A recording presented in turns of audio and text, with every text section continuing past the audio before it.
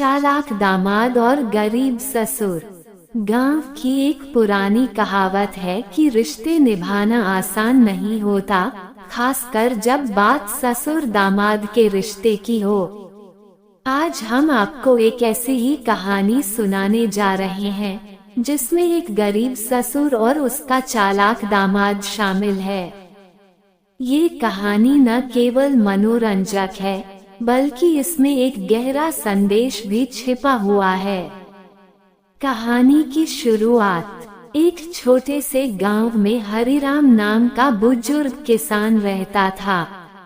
हरिराम बहुत ही ईमानदार और सरल स्वभाव का इंसान था, लेकिन उसकी आर्थिक स्थिति बहुत खराब थी।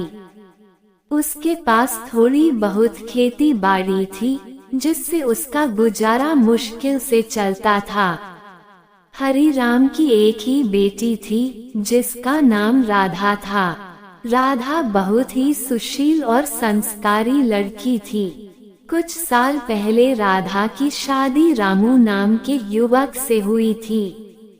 रामू शहर में रहता था और खुद को बहुत बड़ा व्यापारी बताता था। शादी के समय हरिराम ने अपनी हैसियत से बढ़कर दहेज दिया था, क्योंकि उसे लगा कि उसकी बेटी अच्छे घर में जाएगी और सुखी रहेगी। लेकिन असलियत कुछ और ही थी। चालाक दामाद रामू। शादी के बाद कुछ महीनों तक सब कुछ ठीक चला, लेकिन धीरे धीरे रामू का असली चेहरा सामने आने लगा। रामू बहुत चालाक और स्वार्थी इंसान था। वो हर वक्त पैसों के पीछे भागता था। उसका असली मकसद राधा से शादी करके उसके गरीब ससुर से जो कुछ भी मिल सके निकाल लेना था। रामू बार बार गांव आता और हर बार कोई न कोई बहाना बनाकर हरिराम से पैसे या अनाज ले जाता। कभी वह कहता कि व्यापार में घाटा हो गया है, कभी कहता कि किसी ने पैसे उधार देने हैं, तो कभी किसी बीमारी का बहाना बनाता। हरिराम भोला भाला किसान था। वह हर बार अपनी बेटी के भविष्य के लिए किसी न किसी तरह से इंतजाम करके दामाद को पैसे दे देता। पेड़ के नीचे की बातचीत।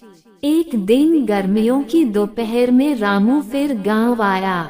वह सीधे गांव के बीचों बीच बड़े पीपल के पेड़ के नीचे बैठ गया, जहां अक्सर गांव के बुजुर्ग बैठकर बातें करते थे। थोड़ी देर बाद हरिराम भी वहां आ गया। रामू ने बड़ी चालाकी से बात शुरू की। ससुर जी, इस बार तो बहुत बड़ा नुकसान हो गया। अगर आप मेरी मदद नहीं करेंगे तो मेरा व्यापार डूब जाएगा। हरिराम ने चिंतित होकर पूछा, बेटा, अब क्या हो गया? मैंने तो पिछली बार भी तुम्हें पैसे दिए थे। रामू ने मुस्कुराते हुए कहा, ससुर जी, पिछली बार तो बस शुरुआत थी, अब बड़ा निवेश करना है। शहर में एक बहुत अच्छा मौका मिला है, बस थोड़े पैसे और चाहिए। हरिराम परेशान हो गया। उसके पास अब देने को कुछ नहीं बचा था। उसने धीरे से कहा, बेटा, अब मेरे पास कुछ भी नहीं बचा। खेत भी गिरवी रख चुका हूँ, अनाज भी कम है। रामू को समझ आ गया कि अब सीधा सीधा पैसे नहीं मिलेंगे, तो उसने चालाकी से बात घुमा दी। उसने कहा, ठीक है ससुर जी, आप मुझे अपना वो पुराना खेत दे दो जो गांव के बाहर है। वैसे भी वो परती पड़ा है, मैं उसमें कुछ उगाकर अपना गुजारा कर लूंगा। गांव वालों की नजरें। ये सुनकर आसपास बैठे गांव वालों की नजरें हरिराम पर टिक गईं। सबको पता था कि वह खेत भले ही परती पड़ा है, लेकिन उस जमीन की कीमत बहुत ज्यादा है। हरिराम भी यह जानता था, लेकिन बेटी के भविष्य के लिए वह हर बार कुछ न कुछ छोड़ता आया था। हरिराम ने धीरे से कहा, बेटा, वो खेत भले ही परती पड़ा है, लेकिन उसकी देखरेख मैं करता हूँ। अगर तुम मेहनत करना चाहते हो तो आकर मेरे साथ खेत पर काम करो, लेकिन मैं खेत किसी को नहीं दूंगा। रामू को यह जवाब पसंद नहीं आया, लेकिन वह तुरंत गुस्सा नहीं दिखा, क्योंकि सब गांव वाले देख रहे थे। उसने मुस्कुराते हुए कहा, ठीक है ससुर जी, जैसे आपकी मर्जी। गांव वालों की सीख। रामू के जाते ही गांव के बुजुर्ग हरिराम के पास आए और बोले, हरिराम, तुमने बहुत सही फैसला लिया। दामाद अगर चालाक है तो ससुर को भी समझदारी से काम लेना चाहिए। हरिराम ने सिर हिलाया और कहा, रिश्ते में प्यार होना चाहिए, लेकिन आंख बंद करके भरोसा नहीं, वरना अपने ही नुकसान उठाना पड़ता है। कहानी से सीख।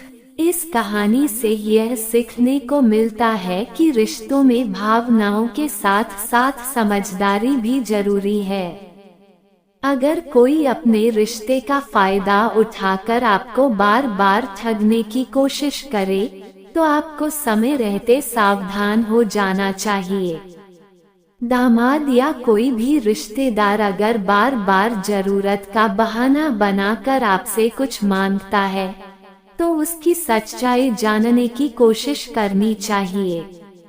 गरीब होना कोई दोष नहीं, लेकिन चालाक लोगों से सतर्क रहना बहुत जरूरी है।